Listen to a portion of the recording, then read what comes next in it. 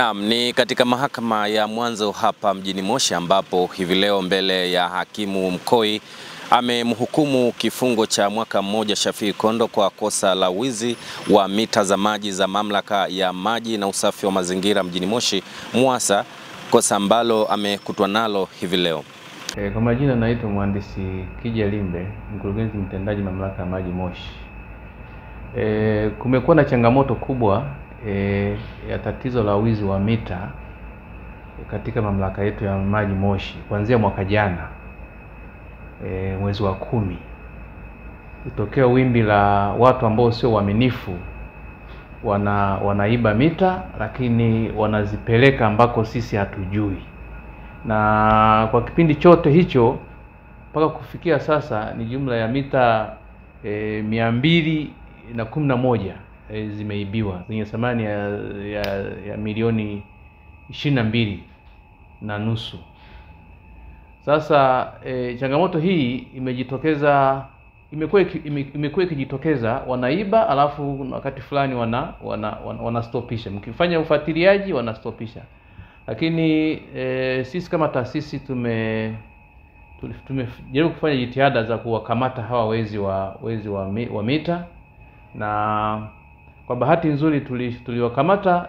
Mmoja tumemkamata na hatua zilizofikiwa, amehukumiwa mwaka mmoja. Tulimpeleka mahakamani na amehukumiwa mwaka mmoja jela kwenda kutumikia. Lakini bado tunaendelea kusaka wengine ambao wanahujumu hii miundombinu ya maji ambayo serikali inawekeza kwa gharama kubwa. Na changamoto hii kwa kweli ikiendelea na ikiachwa ikiendelea, maana yake inaleta adha kubwa sana kwa wananchi. Kwanza wananchi wanapokuwa mita zimeibiwa wanakosa huduma ya maji. Hiyo ni moja. Lakini pili, wale watu wanavyoiba zile mita wanaondoa zile mita, wanaacha maji yakimwagika. Kwa hiyo mwisho wa siku maji yanapotea. Kwa hiyo ndio maana sisi kama taasisi tumewekeza zaidi kuhakikisha kama tunawakamata hao waharibifu wote wanaoiba hizi mita. Na sasa tumeanza kwa huyu ambaye tayari ameshahukumiwa mwaka mmoja, na hii liwe fundisho kwa watu wengine. Na sisi maana yake sasa hivi tuongeza nguvu zaidi kuelekeza kwenye maeneo ambayo bado wanaendelea kuiba hizo mita.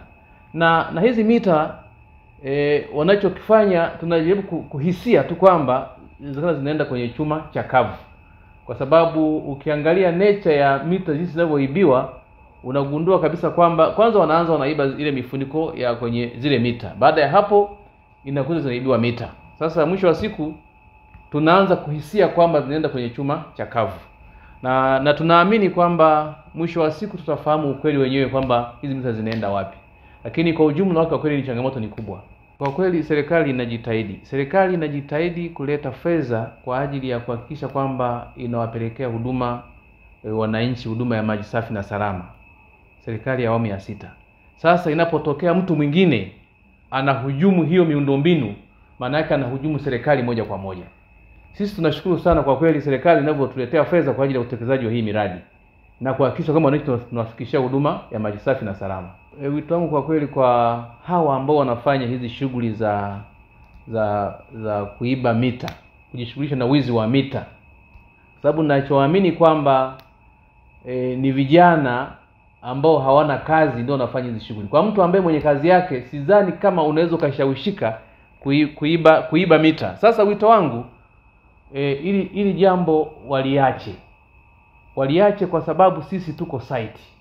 Na nawahakikishia tu kwamba wote wanaojihusisha, aidha anayeiba na hata anayenunua, tutawatia mbaloni. Kwa sababu sasa sisi tuko serious. Jambo hili linaturudisha nyuma sana sisi kama taasisi. Kwa hiyo wito wangu kwao ni kwamba hii kazi waache, hii kazi watafute kazi nyingine. Hii kazi sio kazi.